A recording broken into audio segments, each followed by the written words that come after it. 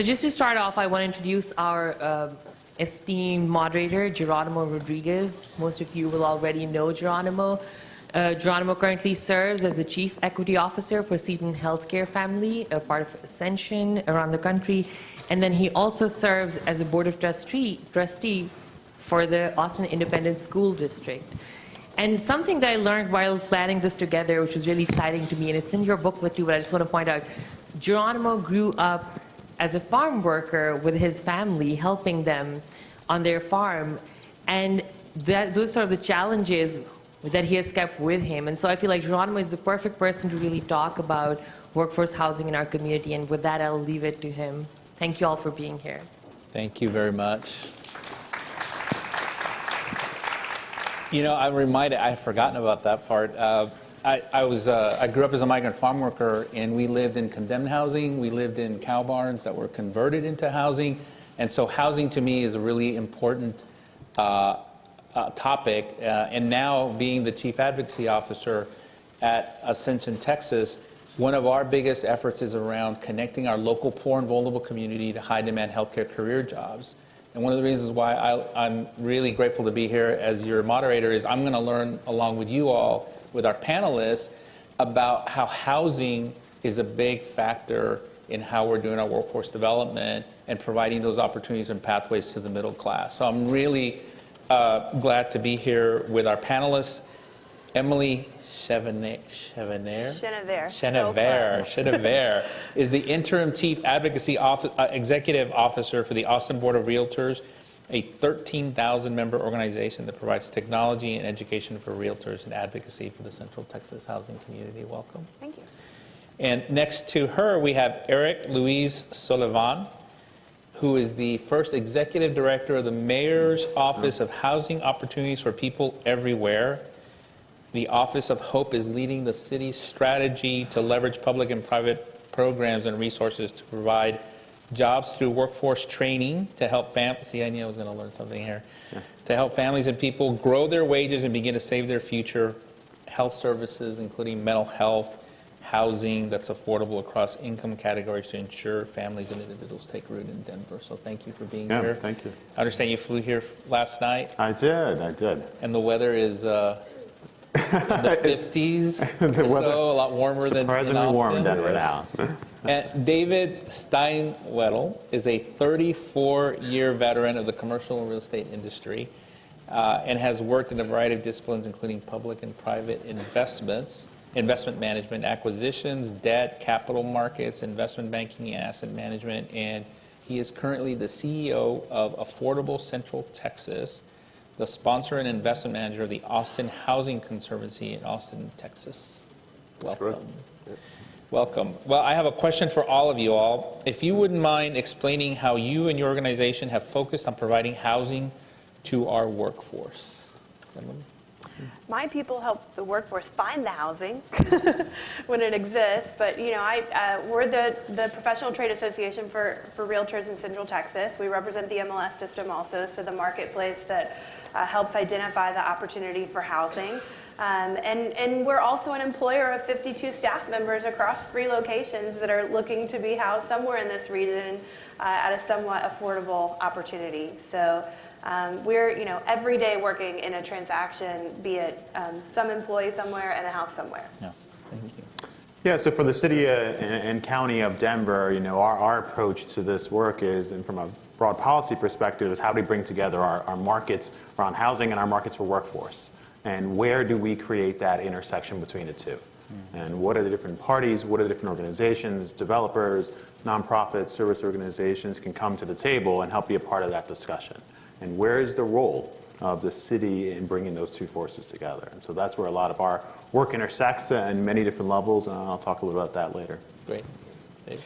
And then the Austin Housing Conservancy is a private real estate fund that's been put together to invest in existing multifamily communities and preserve them as affordable to individuals and families in the workforce. And the way we're going to do that is we're going to hold our rental rate growth to wage growth. And somebody at some point around here had talked about how the fact that wage growth has been anemic, has been going along at about 2% a year. And while rental rate growth has been dramatic, so that gap is the affordability we're trying to address. And as we've been launching our fund, we actually put together a video that I'm going to take a little bit of time, if I could, and have the quick video shown on what we're trying to do. We have an affordability crisis in this city. We are losing people and we're losing communities. It seems like everybody's kind of getting inched out of the city. I had to move out of my apartment and move in with my grandparents. We made too much money to qualify for their affordable housing. The Austin Housing Conservancy was formed by private individuals working with Mayor Adler and individuals from the affordable housing community to develop a solution that would meet the needs of middle-income individuals and families in Austin. This partnership will purchase these middle-income workforce properties and then preserve them so that the rents rise as incomes rise as opposed to as market prices rise. My favorite thing about teaching is just the relationships that you build with students. I definitely have a soft spot for the elderly. Just making them smile every day is what makes my day. We have to find a way of maintaining part of what made Austin what it was, which was a creative artistic community that would flock here and was welcome here with affordable living to be able to be creative and create that vibrant, unique community that we knew. We're in a city right now where housing prices are going up 3.5 times faster than incomes. And when that happens, everybody begins to feel the effect. Those are big city problems, and those are what we're facing. Austin Housing Conservancy is designed to acquire existing multifamily communities and preserve them as affordable for future generations. It is actually going to market participants and saying, hey, would you help participate in helping to preserve the spirit and soul of this city with an investment, not a gift, where you'll get a return. Investors will receive a modest return on their capital. It's kind of like the old U.S. savings bond that people used to invest in. But this Austin Housing Conservancy is something that will be much improved over that. This is a private real estate partnership with a charitable organization. And that social return to them is more important than a dollar they may receive. If there is one city in the world that should be able to figure out the solution to the problem that is vexing the entire world, I believe it's Austin, Texas.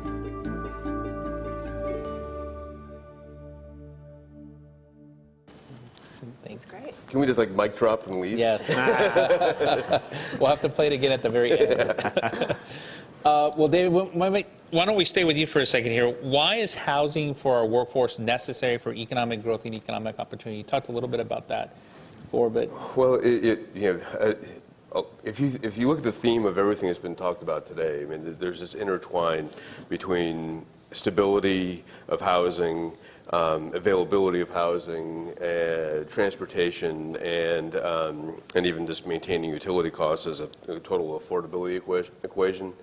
And what's happening now in Austin is that that segment of workforce housing, which is in the 60,000, 70,000 unit range, is declining pretty rapidly. And what's happening is just normal economic factors associated with the tremendous growth we've had with 150 people coming to Austin every day, the new jobs are being generated. And developers are coming in, buying an existing community, upgrading it with granite countertops and fancy appliances, and then they take that naturally occurring affordability and price it out of affordability for a lot of folks that were featured in the video. I mean, it's workforce housing is kind of like this broad brush, and really it's the people that are the teachers and the nurses and the musicians, those people that make Austin kind of this really cool and weird place that we live, that we're trying to address and be able to have them live in the city where they work. And because we've been able to see, in the United States right now, if you go to San Francisco or if you go to Boston or Seattle, those are markets where that middle section of housing has disappeared and likely never to come back again. And while our growth here in Austin's been fantastic, we're on a trajectory to do the same thing.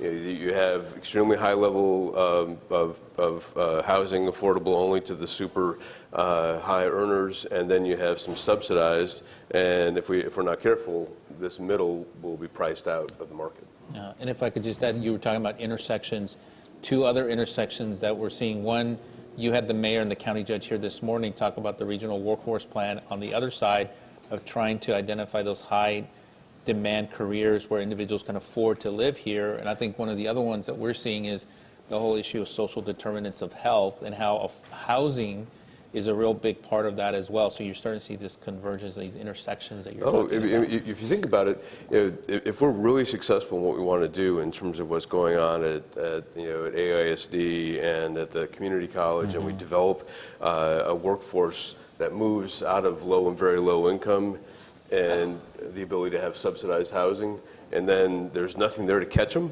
when they can't be in the affordable, very affordable side, then we've failed the whole effort. We've got now, you got a trained person who can be in a job, but then they have to drive an hour each way to find a house that's affordable. Yeah, Eric, what about the question for you from a Denver's perspective? Why is housing for our workforce necessary for economic growth and economic Absolutely. So we think about some similarities between Denver and Austin and Seattle and Portland, all of these cities that are having tremendous growth in population and tremendous prosperity. We're beginning to see some of those, or not beginning, but it has been long occurring, those national trends of separation between our income classes at the city level, where that is the government closest to you. We're seeing that around the discussion of gentrification and displacement. So as change occurs, and we're seeing the historical legacies that was discussed briefly this morning of race and class and redlining and segregation, we got to find a way to ensure that those families that have been in Denver and in other cities can remain there. And the two keystones to the discussion around affordability comes into wages and the cost of housing. To remain there is how do you bring those two forces together? And how do you look at ways like the Conservancy, as I was just sharing with Dave, it's a fantastic idea, and we're trying to do something similar with our land trust approach. But how do you bring those two forces together? Because in order to create a city that maintains its diversity and maintains its inclusivity, we have to find pathways, strategies, and tools in order to bridge that gap between the rising cost of housing and ability of individual families and individuals to increase their wages. And that creates a greater city. Thank you. Emily? Yeah. Austin has for a decade been thriving on the allure of our city and its quality of life and all the facets that entails. And housing is a quality of life issue at the point at which you're attracting people who have nowhere to go. And it is, there's a whole spectrum of impact there. Our median home price right now is $290,000 a year. Merck said they were bringing hundreds of $100,000 jobs, which sounds great, except that at the rule of thumb of 3 times your income being what you should be able to afford on a homeownership model, we're really close to tapping out that those Merck people don't have anywhere to go. And they're our highest end of the spectrum. So what's happening to everybody else? I think the whole community is waking up and sort of their eyes are like wide-eye emoji'd about the fact that housing is going to become a negative quality of life component to the consideration and analyses that employers go through when they consider if this is the right place to be. So just to continue that, so how important is home ownership for providing economic opportunity for our workforce? There are studies, boundless studies, that indicate that home ownership is one of the strongest determinants for overall wealth, for longevity and sustainability in terms of your experience in family, your experience as a child. It impacts the way that they learn. It impacts lots of things. I truly believe, not just because I work for the Austin Board of Realtors, but because I've seen it, that housing is at the center of every major policy intersect we deal with as a community. Great. Eric, can you Can you explain the work being done with employers as part of the lower income voucher equity program? Yeah, absolutely. So the Live Denver program, the Lower Income Voucher Equity Program, is designed to build on the policy and the strategy that I talked about earlier, of bringing together these forces around wages and these forces around housing. And how do you increase and connect those two? So part of the fundamental values of Denver's approach to these issues is leveraging our dollars. You know, we live in a city of Denver has a housing market value that exceeds $1 billion. City government can't possibly build our way out of affordable housing need in the city. Nearly over 50,000 families are cost burdened in the city of Denver right now. And we have this growing disparity between our cost of housing, which has increased 9% in 1 year, over 30% in a 4-year period, to our cost of wages, or our the raises within wages, which only average about 3.2% on average. 60% of the families living in Denver make approximately $50,000 a year, which puts them at roughly 45% of area median income. So there's a clear separation there. Those lines are going the opposite way. And that is what's driving a lot of the change within our neighborhoods. So this program is designed to bring employers to the table who have recognized that housing costs is one of the fundamental challenges of their employment turnover. So our first of a list of employers coming into the program, St. Joe's Hospital, provides fantastic statistics. They jumped on this opportunity to match their dollars with foundation dollars, with city dollars, to buy down the cost of rents for their employees, because one of the highest reasons for turnover among their nurses and medical technicians was the cost of housing, because the majority of them drive in from outside of the city or drive in from far places from where the hospital is located, because they cannot afford to be near the hospital. And so in order to bridge those gaps, we leverage our dollars with those employers, foundations, and the city to look at the existing vacant units within the city and how do you buy down those rents. Wow. Well, from a healthcare employer perspective, I probably need to ask you some more questions around that. You know, before we go, David, before I ask you a question, I was going to just let you all know there are cards at your tables. There'll be an opportunity for us to have a dialogue. So if you have any questions, please feel free to write those down and hand them over to Ann, to you, Ann, and right here. So before you ask my question, I want to just jump on what you were talking about in the sense of, you know, this is kind of like an all-the-above type answer for workforce housing and affordability. You know, there's been some discussion of, well, if the Austin Housing Conservancy is really successful, you know, that's a silver bullet that solves all problems.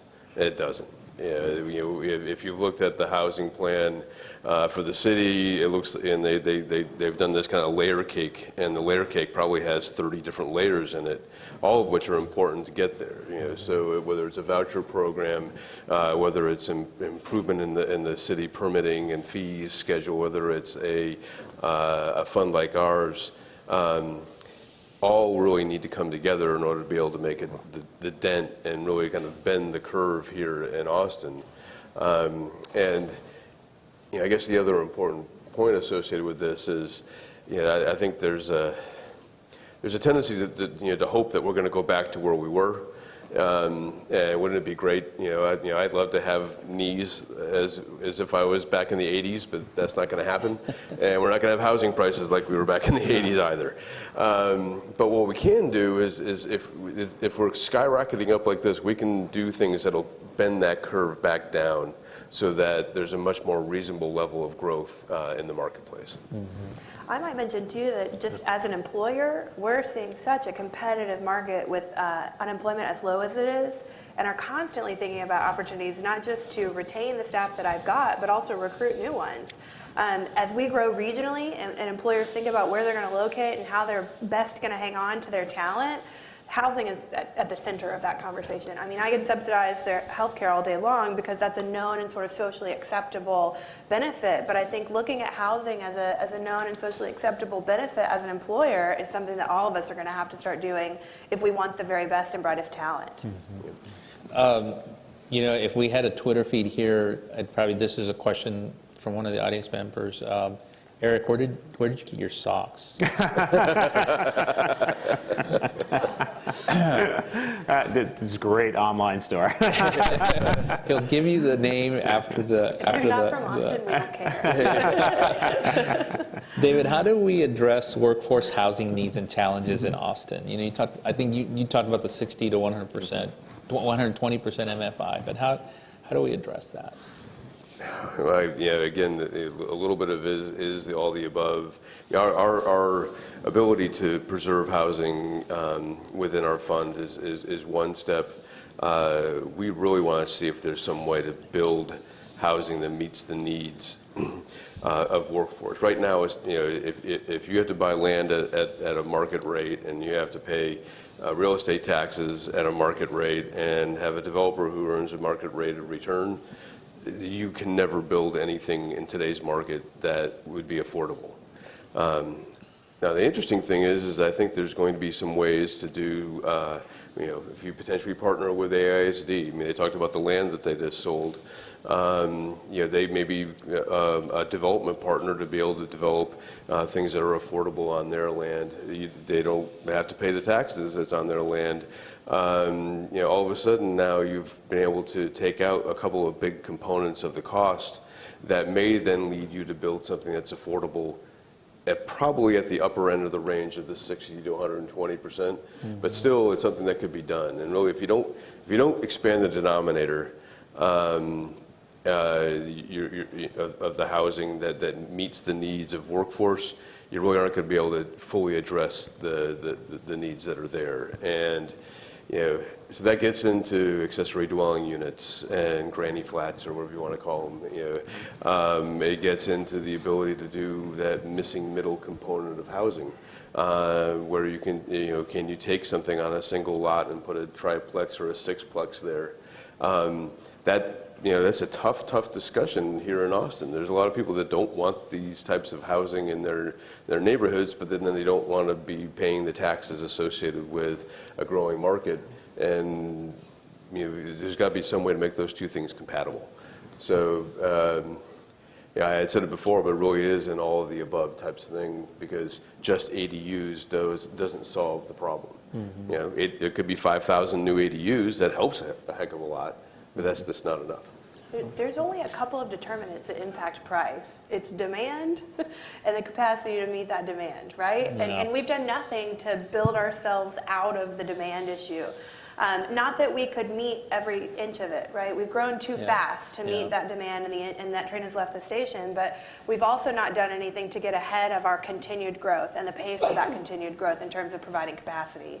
So Emily, that actually leads to the next question, which is for you, which is how can we ensure that residents have access to home ownership opportunities? We can start building more homes, and then maybe we can buy that price down. Yeah. I mean, there are creative solutions to subsidizing housing at different areas of the spectrum, but unless you are also substantively impacting the market capacity of our market, you're not going to be able to buy it down enough that you can do all of these really creative things in a meaningful way for enough people.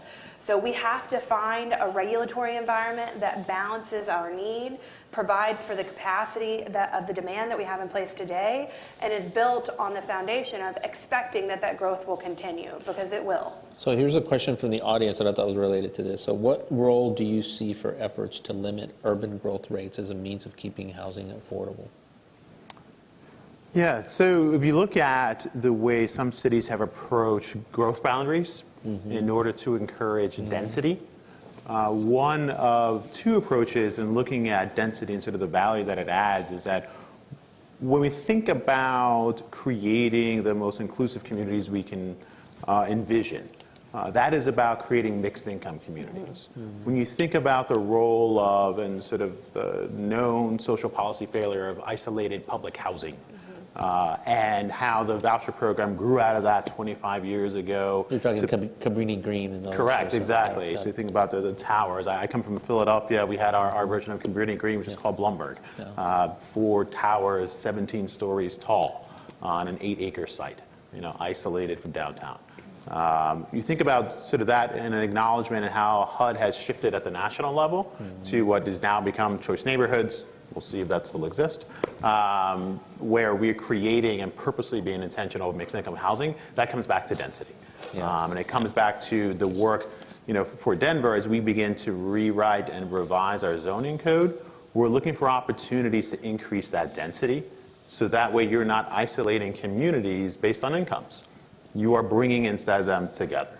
So talk about that, because transit-oriented development being used to provide greater housing opportunities in the region. So talk about what you... Yeah, transit-oriented development builds on this idea of density as well, and builds on the idea of how do you look at the challenges at the very fundamental level of our zoning and regulatory scheme that limit our opportunities to connect families and to connect communities. And also focused on a whole house cost, right? That the cost of housing is not just the house, it's the commute potentially, it's the cost of the utilities, it's my access to good food, it's all of those things. So being really strategic about orienting your housing and the people who will be housed there in association in relation to the things that they need is important, and it requires very managed and deliberate growth. So we've talked about home ownership. So I want to ask David, what role can rental housing play in providing economic opportunities to the workforce?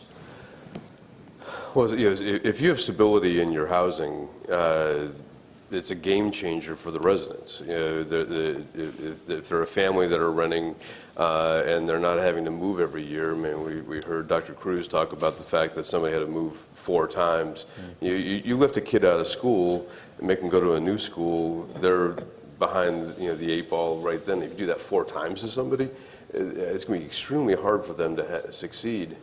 But even in an individual that is going to be forced to move over and over again, there's the disruption of time, costs, and those types of things. So, having stable rental housing is vitally important, because that allows people to, one, have a knowledge of what their of where home is and a place. 2, it provides them to say, okay, I understand where my income needs to go towards rent, and anything else then can be then saved to build a nest egg to maybe potentially own in the future, or continue to be a renter by choice as opposed to by necessity. And I think kind of shifting a mindset of somebody who has felt like they had forced to do something to choosing to do something is a huge level of freedom for somebody, and that allows them to make choices on doing other things in their life. You don't have to take a job in order to be able to earn money to be able to pay rent. Maybe you can do a job that gives you then freedom to have time to go volunteer and do something else, and give back to the community in different ways in that way. Yeah, and just to add to that, just building off that, Dave, and I think part of what you're hinting at and what our strategy is, get past the sort of prior views of we had rental over here and home ownership over there and homelessness over there. Right. Now, part of our work in Denver is bringing that all, saying this is one housing market. Right. And where do we find those intervention points across that market to leverage our funds, to show how land trust, conservancies, and voucher programs is all connected? Oh, yeah, in order to provide those pathways. Right. I mean, affordability is a continuum, right? It starts with homelessness and goes all the way up through an income level now in Austin that nobody ever thought was going to be stressed by housing costs, but there certainly are. So working across that spectrum, allows that continuum idea. I think it makes a heck of a lot of sense. Yeah. Great. Emily, what role can Code Next play in addressing the challenges of affordability in Austin?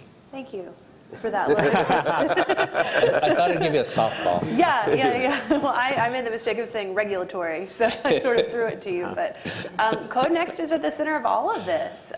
It is the map for how we build, where we build, and what we build. And it's certainly at the center of all the politics of answering those questions as well. Being that our topic is workforce housing and the role that employers play also, I can say that the real estate community cannot lead the conversation on Code Next, and neither can the neighborhoods, frankly. Folks who are engaged in employing the workforce of our community need to take abrupt and deliberate interest in Code Next, and they need to recognize the impact that our land use code has in terms of their ability to provide for their future employees and their current employees. So it's the map for how we grow and where we grow, and we all need to be involved in making hard choices as we recalibrate that map to meet today's demand and the future demand that we expect. Thank you. Eric, how can we involve major employers in addressing housing issues in our cities? Yeah, so one is, as I talked about, is the Live Denver program. And I think other considerations as we think about sort of looking at housing as a single continuum and where are the challenges across that continuum, where can we find partners to find intervention points?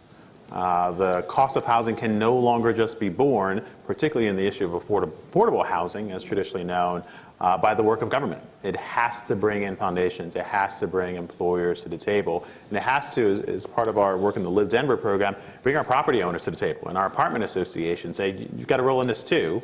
So how can we all benefit and contribute to this work? And I think that is where this emphasis now in many spaces, in transportation and in housing and in healthcare, public-private partnerships become a vital role of bringing together our forces on housing and workforce. And Eric, for major employers like working for one, like what is the pain point that's going to make me come to the table to have a conversation with you? I think part of what, as Emily had touched on, retention and recruitment. You know, St. Joe's Hospital, their focus in participating in this program as they're just piloting it out was how do we retain our current employees? And if that is successful, then how do we use it as a tool to show that this is not just offering a benefit package that includes healthcare, includes our Echo Pass for buying down the cost of transportation. Hey, we're also in the housing game too. Because that is now an immediate need because the growth of wages can possibly keep up with the growth of housing at this point. Yeah, you're speaking business language to me. So. Yeah. What's frightening for a hospital is, I mean, their pain point is that they don't have proper staffing and then somebody dies, right? I mean, that's the horrible extension of what could happen. But is it that you don't have the the lab tech to run the X-ray machine so that doesn't get done, that then the doctor can't perform what they need to do? So I think it's if you're at Dell and have a programmer that can't find a place to work, that's an economic issue. But then at certain places, if people can't get health care, if a teacher can't be housed so that you can't educate the kids, I mean, there's a societal impact that even goes even beyond the employer of a for-profit company. But both probably have a similar challenge and ability to have a solution.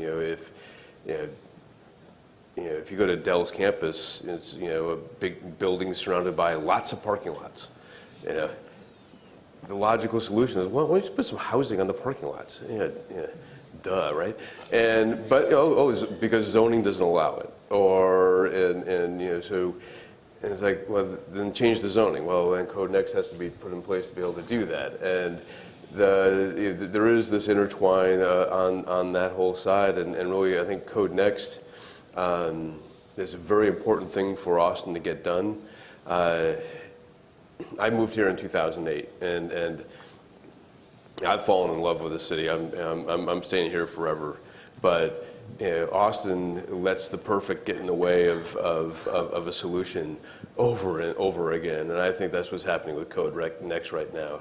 Is let's get it 90% right, let's get going, and if we need to come back and make a change, that's what the city council's for, And there's an overlay of challenge and politics with that, but I think in this case, action is much more important than perfection, and because the economic engine of Austin continues on. 150 people a day coming in every single day. Where are they going to live? How are we going to house them? How are we going to have them transported around town? All those things need to be addressed in some form or another. Yeah. Productivity is the pain point too. In a community like Austin, where we've got the fourth worst congestion in the country, my folks are showing up late because they don't know what to expect when they hop on Mopac every morning, and it's not always their fault.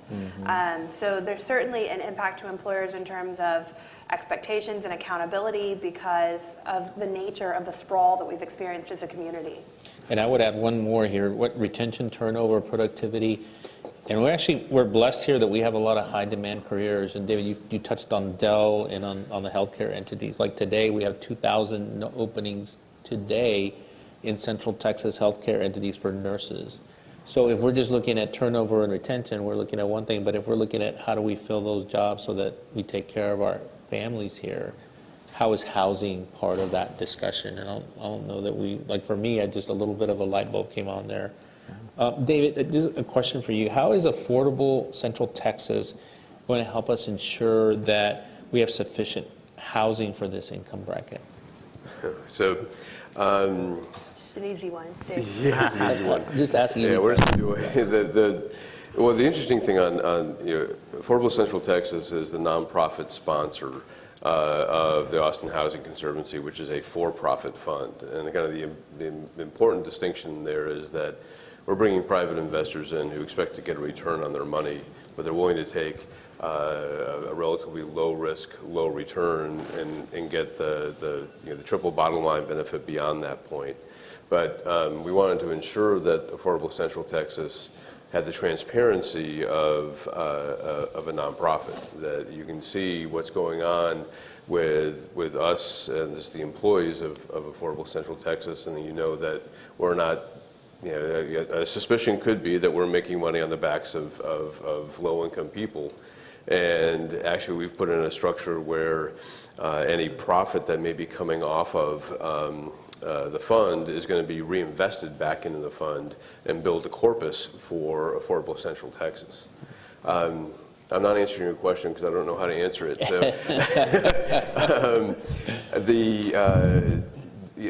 I think that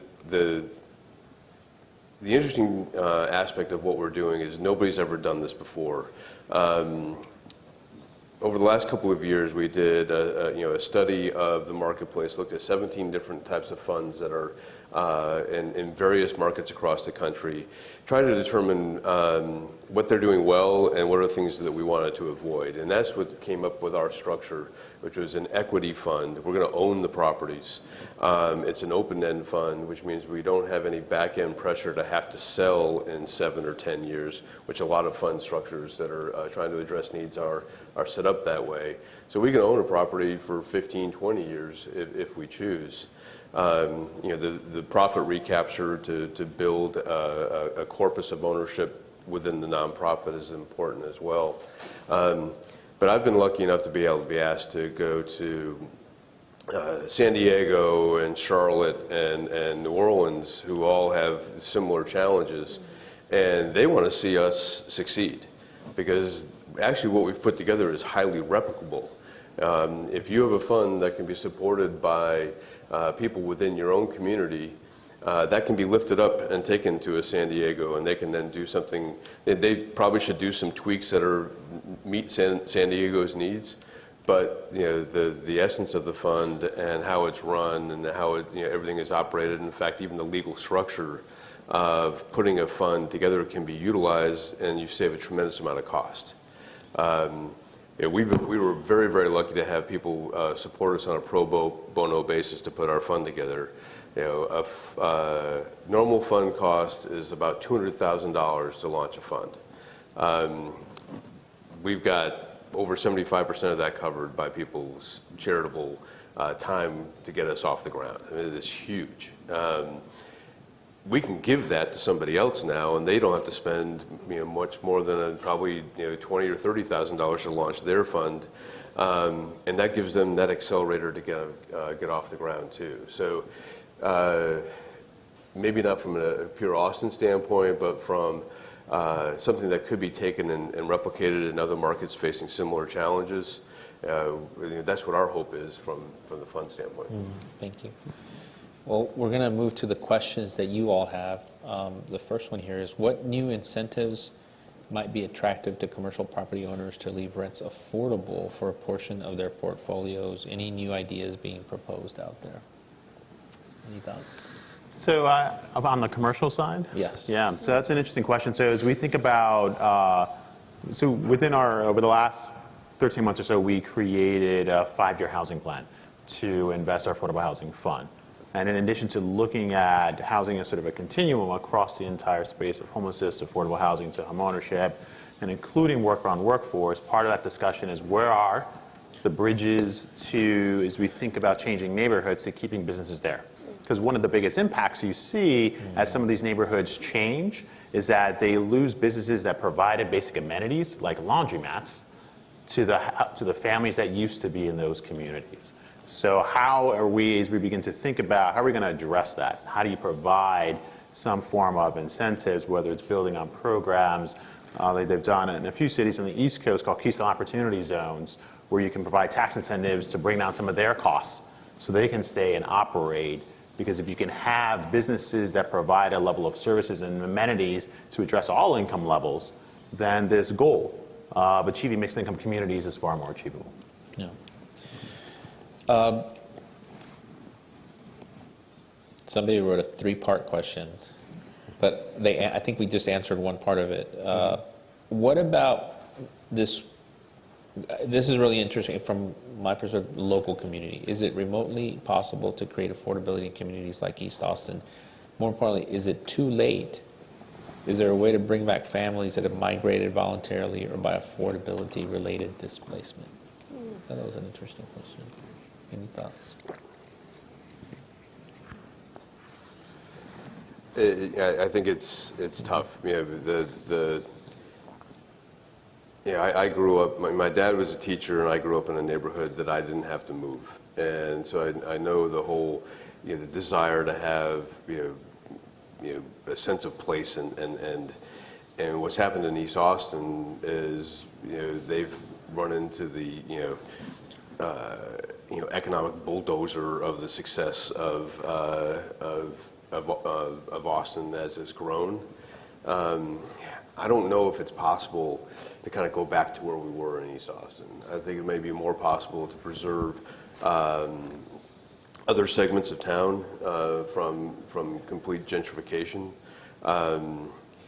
It's again, I mentioned when I moved here in 2008, one of the first things I noticed about Austin was East Austin. It's like, this is right next to downtown. Why isn't this like a booming neighborhood in terms of all this new stuff? Little did I know that was about to happen, but it always struck me as that was like the next place that growth was going to occur. I think taking it back to what it was, I don't think it's a true possibility. It's interesting that this is a question I think that a lot of governments are struggling with around public policy. What do you do with the land that you have? I just came on the school board about 6 months ago, but understand we're one of the largest landowners in Central Texas, obviously some land in here, so there's policy discussions about how to create some affordability housing. And also on the other side is the wages, right? How do we make sure that the local communities are just as much getting the opportunities of the jobs that can actually help them afford to stay where they're at? And I think those are some of the issues that might be being raised by the question. I will have maybe an unpopular answer to that question because I'm a realist, but it's not on accident that East Austin was gentrified. We allowed for that kind of growth to happen where it happened. And we don't see the same kind of density west of Mopac, frankly. So I think as we're in a Code Next conversation, we have to be really careful and deliberate to ensure that when we allow for development to happen, we do it in an equitable manner. We ensure that housing of all types is available all over this community. And we do it in a way that that displacement is more deliberately owned as a community. I mean, I think, we allowed for that kind of density to happen as fast as it did in that community and need to take ownership as a community for having let that happen. And going back to your comment about the schools, I think it's, there's this real challenge for the school board right now is some of the lowest performing schools are in East Austin, yet that's where the gentrification is occurring, which doesn't seem logical, I guess, as you look at the demographic that's moving into East Austin, they don't have a lot of kids. Well, they're displacing all their kids, Displacing too. kids, too. Actually, the school has in that land has a massive amount of economic power and ability to change what's happening. Maybe some of the decisions with that land aren't the most popular, but if you take school land and put affordable housing on it, there's the ability to have a direct impact in a very short period of time. It'd be interesting to see how the neighbors react to that. It's like, we like our school, but now you're going to put housing on our school land. Is that what we really want?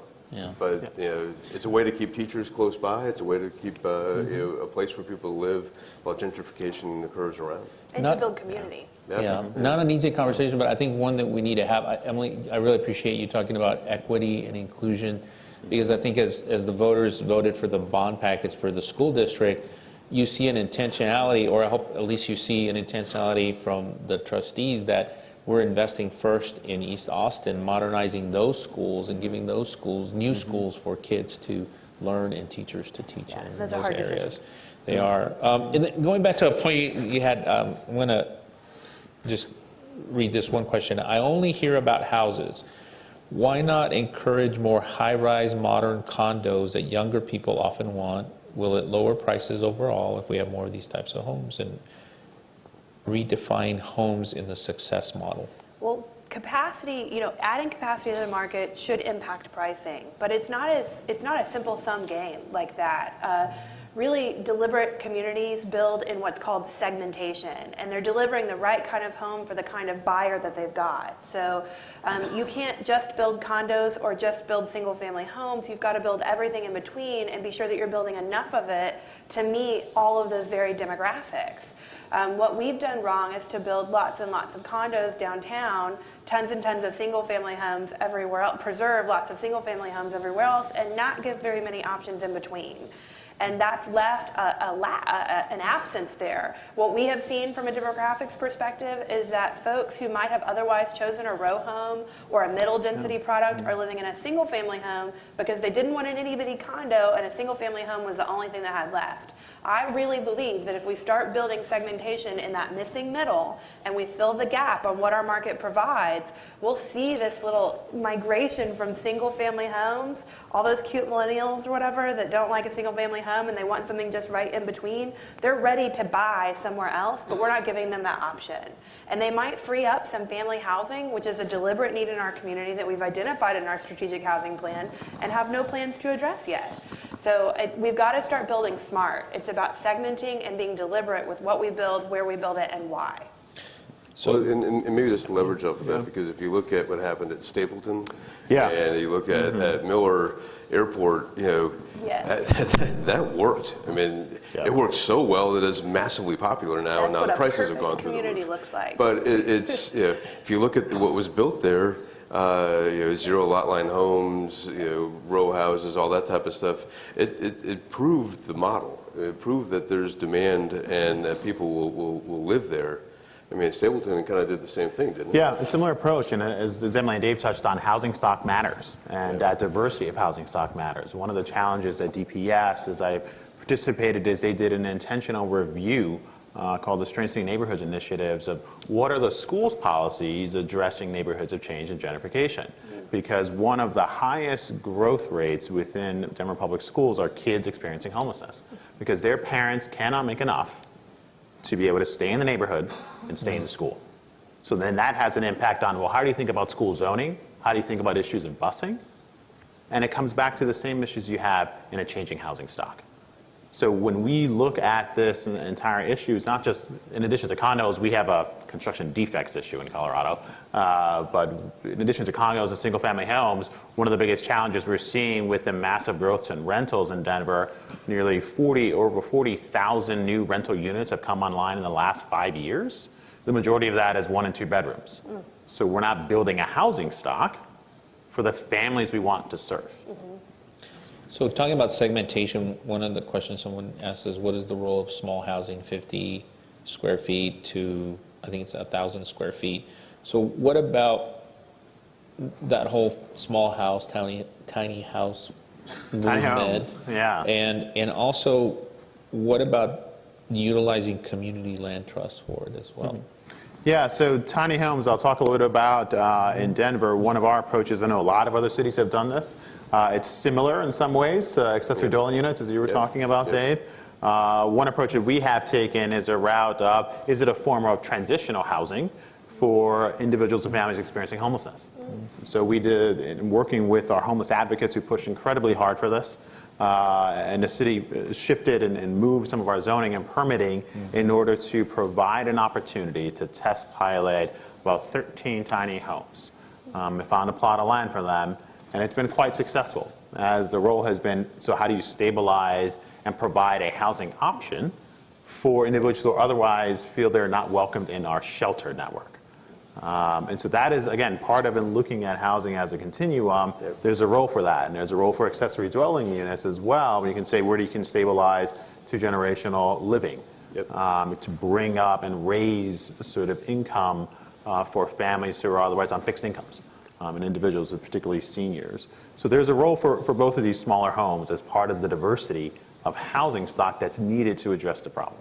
Yeah, we were lucky to be included in the Impact Hub Accelerator and on affordable housing over the last 4 months. And there were a couple of people involved with ADUs, and there was a couple of people involved with kind of the tiny home, including a firm called Sprout Tiny Homes, who was based in Pueblo. Yeah. And they just picked up and are doing a transaction down on Manchac, where I think they're putting in 80 tiny homes in an old mobile home community. And these are going to be priced, they're for sale, and they'll be priced in the, I believe, like $60,000 to $120,000 range. And what's really interesting about this is that they've used kind of a land trust underneath to allow for traditional financing to come in.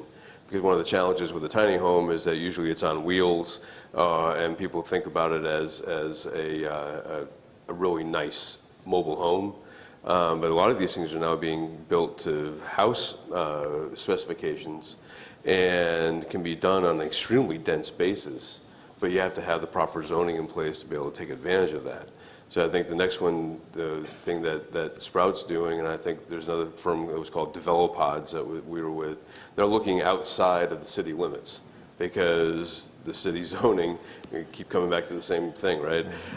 Doesn't allow for this type of housing, even though on a price point it's highly competitive and allows people to get into the ownership side and enjoy some appreciation. I think the biggest challenge, and it'd be interesting your perspective, is, is there a resale market for a tiny home, right? How does a realtor sell something they've never sold before? Yeah. And Cautiously. yeah. Because they're risk averse and they're in a litigious business. But I don't know that we know the answer to that yet, because there's not enough of it to have seen it turn over generationally. I mean, every conference I go to, big industry conference, people are talking about a diversity of housing stock in a new way, and I think that my membership is really interested in seeing how consumers latch on to that product. But I like the idea of us being creative about what space we need and where it belongs in an effort to help solve our way out of the crisis that we're in. Great. David, this question is for you. Early on, the mayor said he was putting together a savings bond program so everyone could invest in solutions for as little as $25 or $100. Is this part of the plan for your conservancy? And if not, why not? It is part of the plan for the Conservancy. It's an aspirational plan because we've got the SEC who tells us we can't do certain things. And one of them is really trying to find a way to how do you have people invest in what we're trying to put together and do it on an economical basis. I mean, if somebody's a $25 investor, the cost to maintain an account for somebody with $25 investment is going to eat up any return we would provide to them. So it's aspirational. I think there's ways to do it, crowdfunding and those types of things that are out there. It's just trying to figure out how do we marry a crowdfunded aspect to an existing fund so that I don't get put in jail by the SEC. Yeah, it's sort of the challenges of trying to Yeah. give a return on investment for larger investors, but also finding an opportunity for individuals to, in one way, donate versus give yeah, I mean, yeah, get a return on that. There money. are, the people that are lifting us up right now are high net worth people here in Austin. It's great that they're writing huge checks, but there's a lot of other people that really like the idea and would like to support this in some way. That's kind of our second challenge, is how do we find a way for them to be involved too? Yeah. Let's see. Eric mentioned buying down rent for workers. So kudos to the City of Austin Neighborhood Housing for funding rent buy downs to help people experience homelessness, get back into the housing with affordable rents. I'm just reading this, so sorry about that. Because I was so interested in the question, their answers.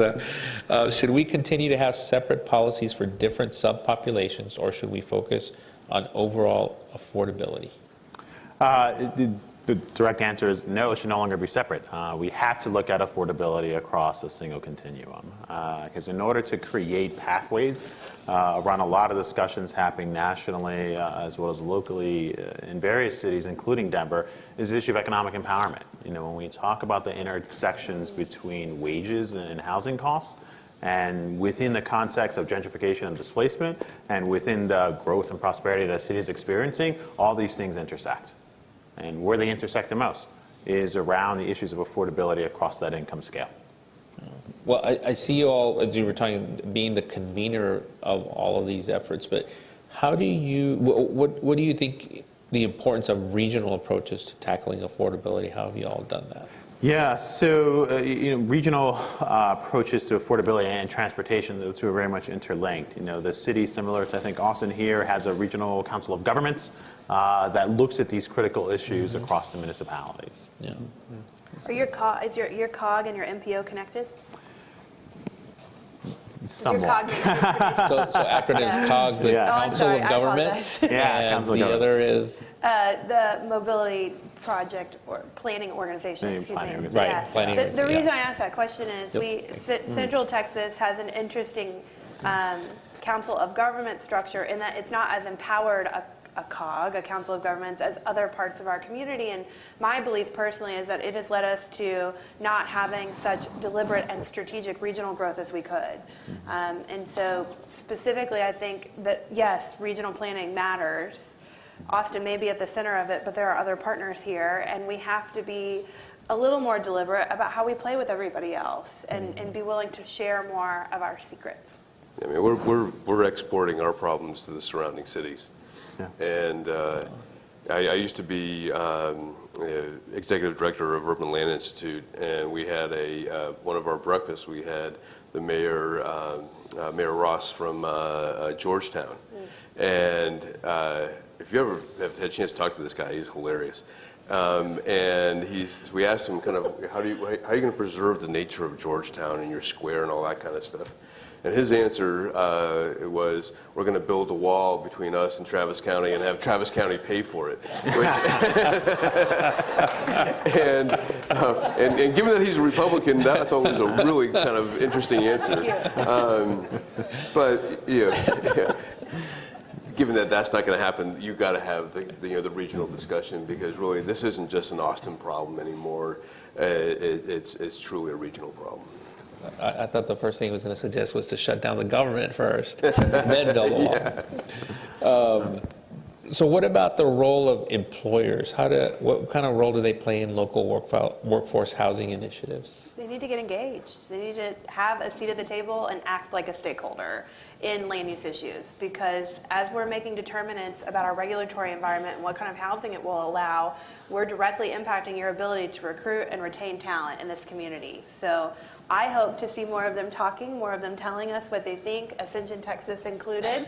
And I look forward to more voices in the conversation about affordability as a challenge for all of us, not just for those people who work and live and breathe housing. Well, tell me a little bit more what you mean by act as a stakeholder. I think What kind of actions would you like to see employers do? I'd like to see large employers saying what they think about the version 3 of Code Next on Monday. I'd like them to tell me what they think, and if they have had the opportunity to digest the kind of capacity that that will lead to, and if it's meeting their workers' needs or not. Got it. I mean, employers are going to work in their own economic interests. Right. And without having some kind of coordination, they're going to do something that's important to them. So, was it Merck or Oracle built over on Merck. And then bought the apartment community right next to it to house their employees? I mean, they had the wherewithal to solve their own problem. Is that the best solution for that market? Probably not. Right? So we've made an inclusionary, only Merck area. That's not actually the best solution. A better solution would be them to be participating so that there could be more integration of their employees with others in that marketplace. What if Merck thinks that they're going to grow here? Which, if this is phased corporate, a phased new corporate partner in our community, that's a very short-term Band-Aid. Right? Mm-hmm. And so it's in their vested financial interest to think forward about what their growth looks like, where they're going to go, and where their future employees are going to be as well. Well, and the same thing would be for the hospital, right? If certain people have to live within a certain radius of the hospital so they can provide the services, your solution is going to be you're going to go do something about it. Look, we're 24/7, 365, no matter what. Yeah. You've got to have people there taking care of our most poor, vulnerable, and those that are sick. Right. Yeah. And you can't keep up with the wages necessary to keep up with the cost of housing. Yeah. I mean, there's a point at which you tap out, and financially, there's a very significant impact to when the housing crosses over what you can afford to provide. So I have a question. Then, by the way, I don't have any more questions. So if you have any, let me know. We have 15 minutes left.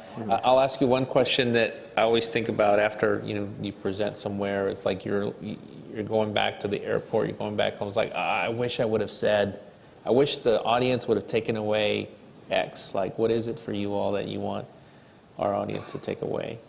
I want more people to dig into Codenex, and I want them to try really hard to understand this big, giant, convoluted document with me. And I want them to be talking to their legislators about the impact of land use and our regulatory environment on their ability to live in this community and have new neighbors. I think for me, it's in recognizing how complex some of these issues are and how they all intersect. In the end, implementing and delivering on them is made easier when everyone is at the table and does not let the perfection become the enemy of action.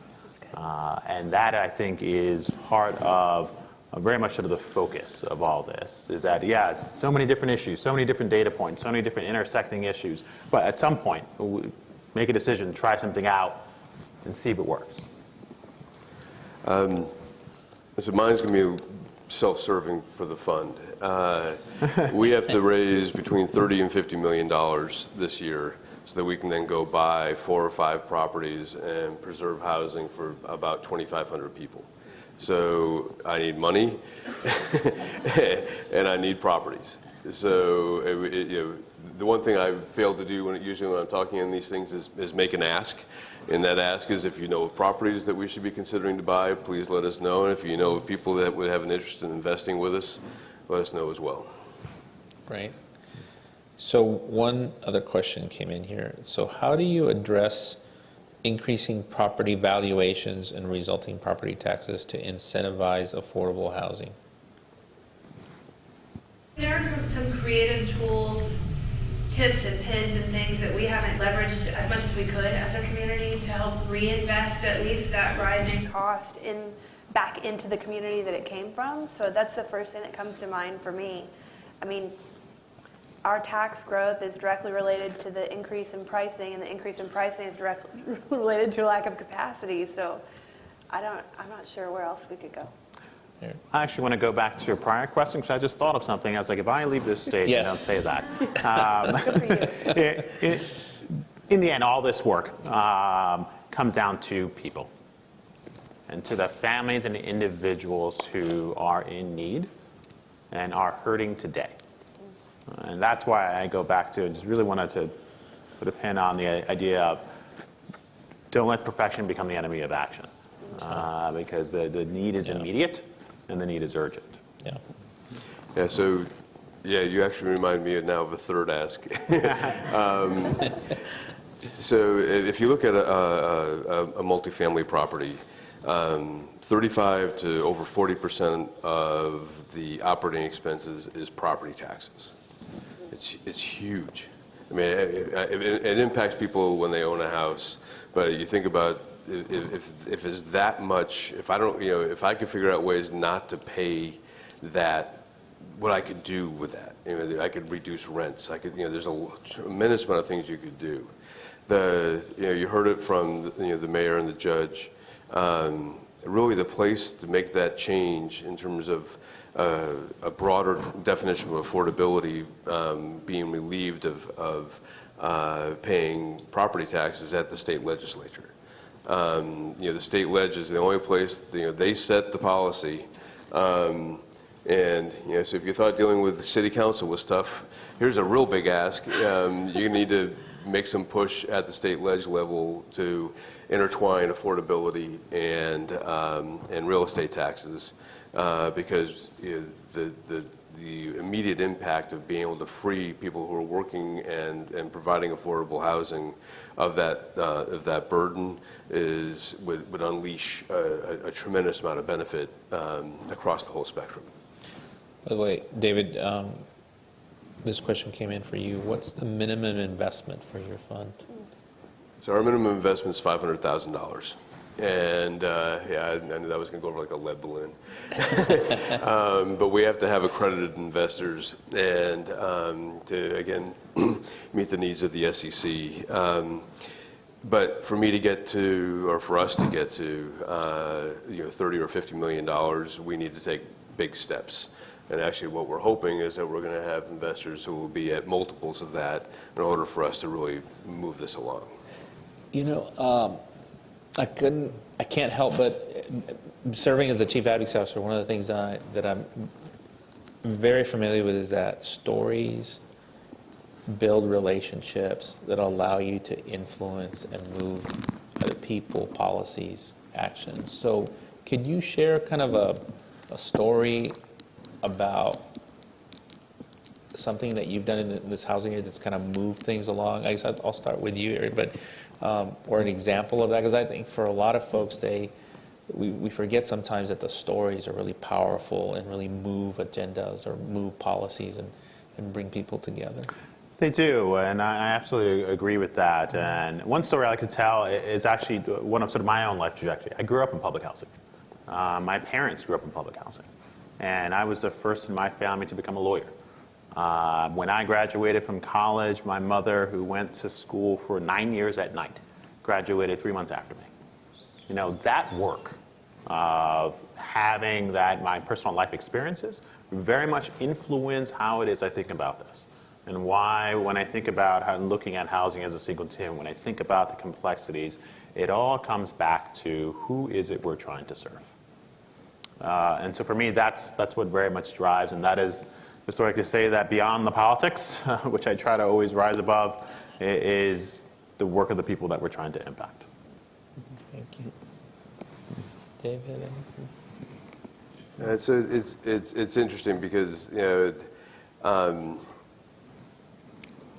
mentioned my dad was a teacher, and I got to grow up in a 1,000-square-foot house, which I thought was awesome. And I took my kids by to show it to them, and their reaction was, "How did you live in such a small place?" Blah, blah, blah.